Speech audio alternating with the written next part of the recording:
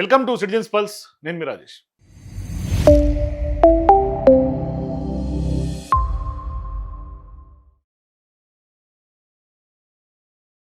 ఇవాళ దేశమంతా బండి భగీరథను అరెస్ట్ చేయాలని డిమాండ్ ఎప్పుడైతే పోక్సో చట్టం కింద కేసు నమోదైన తర్వాత ఉవ్వెత్తున ఆ యొక్క నినాదం ఎగిసిపడుతుంది. కానీ ఇవాళ మన తెలంగాణ ముఖ్యమంత్రి రేవంత్ రెడ్డి గారు, అట్లాగే తెలంగాణలో ఉన్నటువంటి హోంశాఖ మంత్రిగా ఉన్నటువంటి రేవంత్ రెడ్డి గారు అయితే మాత్రం మీరు అనుకుంటే మీరు చెప్తే మేము అరెస్ట్ చేయలేము అని స్పష్టంగా నిన్న వేటూ న్యూస్ కాన్క్లేవ్కి వచ్చినటువంటి రేవంత్ రెడ్డి గారు చాలా క్లారిటీ ఇచ్చినటువంటి పరిస్థితి.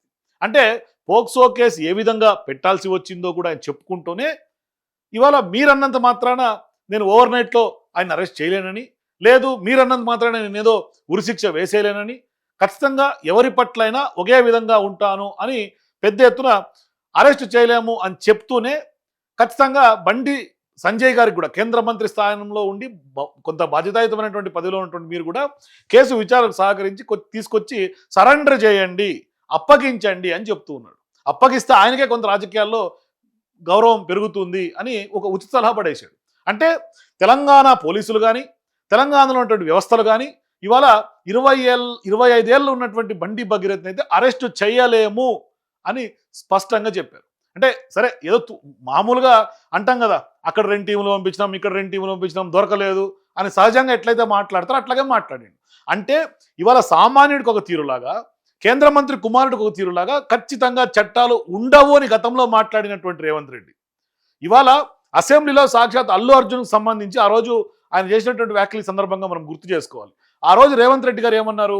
చట్టాలు అందరికీ సమానమే, సెలబ్రిటీలకు ఒక చట్టం ఉండదు, సామాన్యులకు ఒక చట్టం ఉండదు, కాబట్టి అధ్యక్ష మీరే చెప్పండి, చట్టాల్లో అందరూ సమానమే కాబట్టి మేము అరెస్టులు చేయొద్దా, మీరేమన్నా ప్రత్యేకమైనటువంటి చట్టాలు తీసుకొచ్చారా అని ఆ రోజు అసెంబ్లీ సాక్షిగా మాట్లాడినటువంటి రేవంత్ రెడ్డి గారు ఇవాళ ఎందుకు అరెస్ట్ చేయలేకపోతున్నారు బండి భగీరథ్ అనేది ప్రధానమైనటువంటి ప్రశ్న ఇవాళ తెలంగాణ సమాజం ముందు లేవనెత్తున్నటువంటి పరిస్థితి. అంటే వెంటనే అరెస్ట్ చేయలేము, కఠినంగా ఉండలేము, మీరు చెప్పినంత మాత్రం అరెస్ట్ చేయము, అయితే మరి సామాన్యుల మీద ఎందుకు అంత స్ట్రింజెంట్ యాక్షన్స్ తీసుకోవాలా?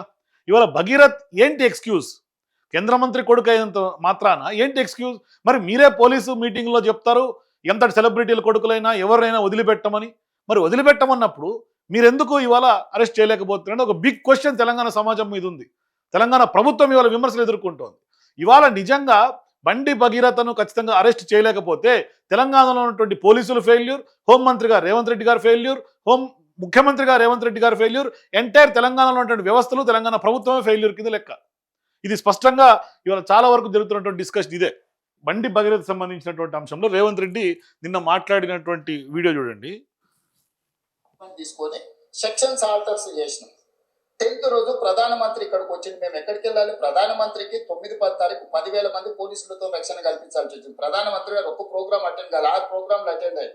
హైటెక్ సిటీ కావచ్చు, సిద్ధు హాస్పిటల్ కావచ్చు, పవన్ కళ్యాణ్ కావచ్చు, చంద్రబాబు నాయుడు గారు కావచ్చు, బేగంపేట కావచ్చు, మరేడు గ్రౌండ్ లో పబ్లిక్ మీటింగ్. ఇవన్నీ బాగున్నాయి కానీ ఆ అమ్మాయి బాధిత కుటుంబం పోలీస్ స్టేషన్కి వెళ్తే ఎందుకు అక్కడ తాత్సారం జరిగింది? ఇది ప్రధానమైనటువంటి క్వశ్చన్. మాకు అన్యాయం జరిగింది, ఇట్లా కేంద్ర మంత్రి గారి యొక్క సుపుత్రుడు మా మీద ఇంత ఘనకార్యం చేశాడని చెప్తే ఎంత ఇబ్బందులు పెట్టినరండి, అంటే ఎంత మనకు క్షోభకు గురి చేసిండ్రండి. ఆఖరికి స్టేట్మెంట్ రాస్తున్నటువంటి క్రమంలో కూడా పెద్ద ఎత్తున ఫోన్లు చేసి బెదిరించి పాల్పడి కొంత భయపెట్టి మా జ్యురిడిక్షన్కి రాదని, మీరు మొయినాబాద్ జ్యురిడిక్షన్కి వెళ్ళమని, అక్కడికి వెళ్ళమంటే లేదు 0 FIRతో మీరు చేయండి అని మాట్లాడితే అప్పుడు 0 FIR చేసినటువంటి పరిస్థితి. ఎన్ని గంటల తర్వాత అక్నాలజ్మెంట్ దొరికింది వాళ్ళకి? వాళ్ళు వెళ్ళింది ఎప్పుడు స్టేషన్లో? నిన్న వాళ్ళ తల్లిగారు ఇచ్చినటువంటి లేఖలు అదే కదా స్పష్టంగా చెప్పారు. ఎప్పుడు వెళ్ళారు, ఎప్పుడు కంప్లైంట్ లాడ్జ్ అయింది, ఎప్పుడు అక్నాలజ్మెంట్ ఇచ్చారు, ఎప్పుడు FIR అయింది. ఇంత జరిగిన తర్వాత ఈయన గొప్పగా ఏం చెప్పుకుంటున్నాడు? మేము సెక్షన్లో ఆల్టర్ చేసినాం, సిట్ వేసినాం. సెక్షన్లో ఆల్టర్ చేసింది ఎప్పుడు?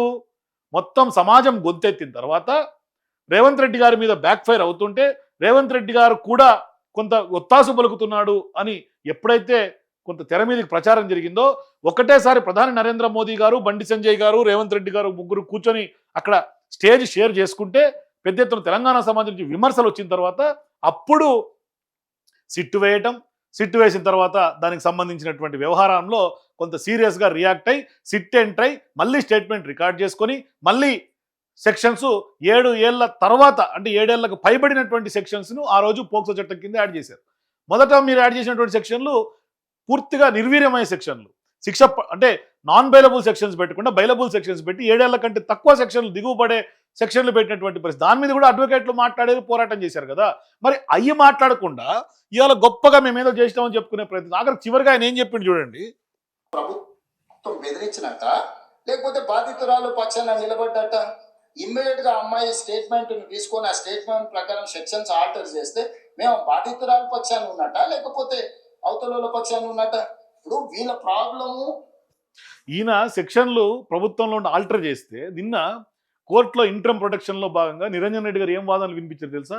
గతంలో ఒక సెక్షన్లు నమోదైనాయి, తర్వాత పోక్సో చట్టం కింద ఇంకొన్ని సెక్షన్లు యాడ్ చేసిండ్రు, ఇది కొంత అనుమానాస్పదంగా ఉంది, కావాలని యాడ్ చేయించిండ్రు. ఆయన దాని కేసుని నీరుగార్చే ప్రయత్నంలో ఈ యొక్క చిన్న లాజిక్ని అక్కడ కోర్టులో మొత్తం తిప్పేస్తున్నటువంటి అంటే కేసు తారుమారు చేసే ప్రయత్నం చేశారు ఈ యొక్క సెక్షన్లను మళ్ళీ ఇంప్లీట్ చేసి.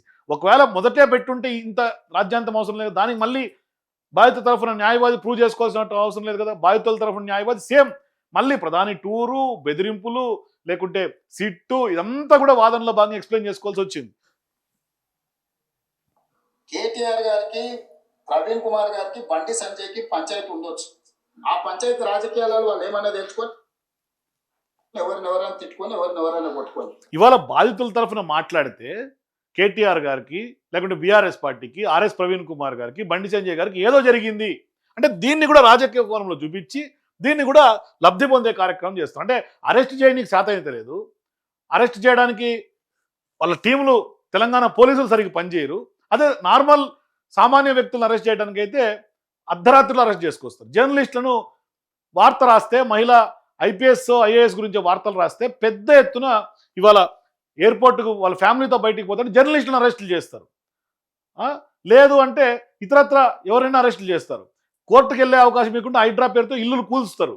కానీ కేంద్ర హోంమంత్రి కొడుకును మాత్రం అరెస్ట్ చేయలేనటువంటి పరిస్థితిలో మన తెలంగాణ పోలీసులు ఉంటారు, మన హోంమంత్రి రేవంత్ రెడ్డి గారు ఉంటారు. అరెస్ట్ చేయలేమని చెప్తుండే ఆయన, బాజాప్తా చెప్తుండు. మేము మీరు అడిగినంత మాత్రాన కఠినంగా శిక్షించలేమని స్పష్టంగా చెప్తూ ఉన్నాడు. ఇప్పుడు ఆయన ఎవరో వాళ్ళ ఎమ్మెల్యే తిట్టిండు, వాళ్ళు వచ్చి వీళ్ళని తన్నిండ్రు. ఆయన ఏమంటారు, వాడు తిడితే నేను అంతా నాకు తెలిసిన చదువు ఇదే అని ఆయన అంటుండు. నేనేమంటున్నా, ఎవరు ఫిర్యాదు చేసినా కూడా దానికి క్షుణ్ణంగా పరిశీలించి కేసులు తెచ్చి చట్ట ప్రకారం శిక్షిస్తా అంటున్నా. ఇన్ని రోజులు బీఆర్ఎస్ వాళ్ళు ఏమన్నారు, మన బీజేపీ వాళ్ళు ఏమన్నారు, రేవంత్ రెడ్డి కేటీఆర్ కేసీఆర్ జైల్లో పెడతలేడు, వీళ్ళిద్దరు కుమ్ముక్కైనారు. ఇప్పుడు బీఆర్ఎస్ వాళ్ళు ఏమంటున్నారు, రేవంత్ రెడ్డి బీజేపీ వాళ్ళు కుమ్ముక్కైనారు, బండి సంజయ్ జైల్లో పెడతలేడు. ఇప్పుడు కేటీఆర్ కు సంబంధించిన కేసులు ఉంటే పద్ధతి ప్రకారం విచారణ చార్జ్ షీట్ క్లెయిమ్ చేసినాం, ఏసీబీ ఇప్పుడు నోటీస్ ఇచ్చింది కదా. నేను ఎవరి పట్ల బీఆర్ఎస్ అయినా ఇప్పుడు ఈ కేసు వస్తున్న సందర్భంగా మళ్ళీ ఫార్ములా ఈ కేర్ రేషన్ తిరగదోడి దానికి మళ్ళీ నోటీస్ ఇచ్చి డైవర్షన్ పాలిటిక్స్ కి రేవంత్ రెడ్డి గారు తెరలేపుతా ఉన్నారు. నిన్నటికి మొన్న ఎప్పుడైతే బండి భగీరథ ఇష్యూ పెద్ద ఎత్తున హైలైట్ అవుతా ఉందో, సమాజం మాట్లాడుతూ ఉందో, అరెస్ట్ చేయాలని డిమాండ్ పెరుగుతుందో, ఇప్పుడు మళ్ళీ కేటీఆర్ గారి తెర మీద తీసుకొచ్చి ప్రూవ్ కానటువంటి వ్యవహారం ఛార్జ్ షీట్ వేసేటువంటి నేపథ్యంలో కోర్టు సమన్లు ఇచ్చి జూన్లో మళ్ళీ కోర్టుకు హాజరు కావాలని సమన్లు ఇచ్చినటువంటి పరిస్థితి. అంటే ఇక్కడ కూడా మళ్ళీ డైవర్షన్ పాలిటిక్స్. కతికించినాం, పోలీస్ టీంలను పంపించినాం, ఢిల్లీకి పంపించినాం, మేము అన్ని రకాల ప్రయత్నాలు చేస్తాం. మేము హార్ష్గా బిహేవ్ చేయలేము. నేను హార్ష్గా కేసీఆర్ నన్ను జైల్లో పెట్టిన కేసీఆర్ కుటుంబం పట్ల ఎప్పుడైనా హార్ష్గా వ్యవహరించిన 28 నెలలు అయింది. నువ్వు ఎట్లా ఎక్స్పెక్ట్ చేస్తున్నావు? కేటీఆర్ కు బండి సంజయ్ మీద కోపం ఉండొచ్చు, అదే పార్టీలో వాళ్ళకి ఎవరైనా మిత్రులు ఉండొచ్చు. ఈయన ఎట్లా దీన్ని కంపేర్ చేస్తారంటే కేసీఆర్ గారికో కేటీఆర్ గారిని ఇట్లా చేయని హార్ష్గా ఉండలేదు, బండి భగీరథ్ మీద మీరు ఎట్లా ఎక్స్పెక్ట్ చేస్తారు హార్ష్గా ఉండమని. అసలు కేసీఆర్ గారి కుటుంబమో, కేటీఆర్ గారి కుటుంబమో, లేకుంటే ఇంకేమన్నా కుటుంబాలో ఇటువంటి క్రైమ్కి పాల్పడలే కదా. వాళ్ళ మీద వచ్చినటువంటి ఆరోపణలు ఏంటి, ఇప్పుడు వీళ్ళ మీద పెట్టినటువంటి సెక్షన్లు పోక్సో చట్టం కింద పెట్టినటువంటి కేసులు కదా. దానికి దీనికి ఎట్లా కంపేర్ చేస్తారు?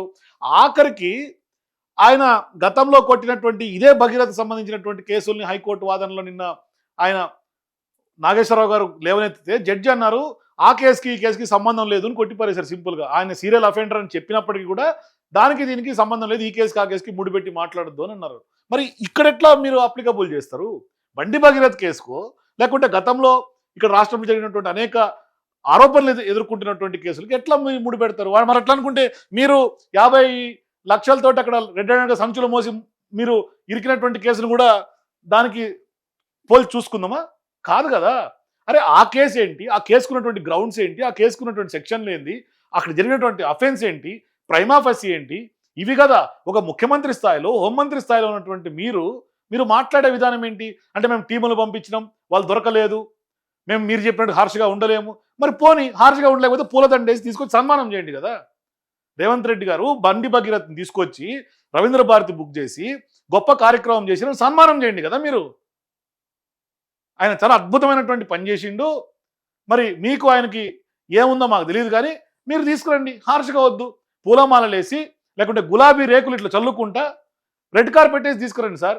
బీజేపీలో కవిత గారు ఏం చెప్పిండ్రు, బీజేపీలో విలీనం చేయడానికి హరీష్ కేటీఆర్ నా దగ్గర జైలు ప్రతిపాదన చేస్తే నేను తిట్టెలగొట్టి నేను చెప్పిందా? ప్రతి రాజకీయమే, అందుకనే అక్కడ యాంకర్ గా ఉన్నట్టు ఆయన కట్ చేసిండు.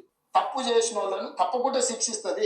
ఇందులో మీకు ఒక విషయము, డిసెంబర్ 31, 2025 కంటే ముందు జరిగిన సంఘటనలే ఫిర్యాదులు ఉన్నాయి.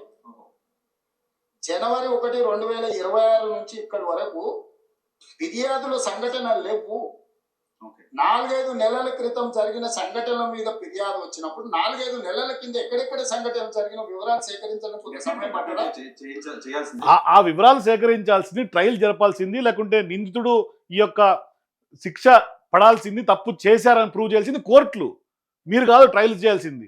మీరు పోక్సో చట్టం కింద కేసు నమోదైంది కాబట్టి ఇమీడియట్గా అరెస్ట్ చేయాల్సినటువంటి అవసరం ఉంది. అది కూడా ఈ కేసులో చాలా సీరియస్ అఫెన్స్ ఏంటంటే, ఆ యొక్క కుటుంబం, ఎవరైతే నిందితుడి కుటుంబం హైఫై ఫ్యామిలీ, సెలబ్రిటీ ఫ్యామిలీ, కేంద్ర హోంశాఖకు సహాయ మంత్రి కాబట్టి ఖచ్చితంగా లీగల్గా ఫ్యాబ్రికేట్ చేసే అవకాశాలు ఉంటాయి. బాధితుల కుటుంబాన్ని బెదిరింపులు పాల్పడుతున్నారని స్పష్టంగా చెప్తుంటే, ఇవాళ మేము ఎప్పుడో జరిగిన దాన్ని మేము అంత క్షుణ్ణంగా పరిశీలిస్తున్నాం, ఓవర్ నైట్లో తీసుకురాలేం, మీరు చెప్పినంత మాత్రం మేము దండం ఎక్కిలేం, ఇవి రేవంత్ రెడ్డి గారు మాట్లాడుతున్నటువంటి మాటలు. అర్థమైపోయింది కదా.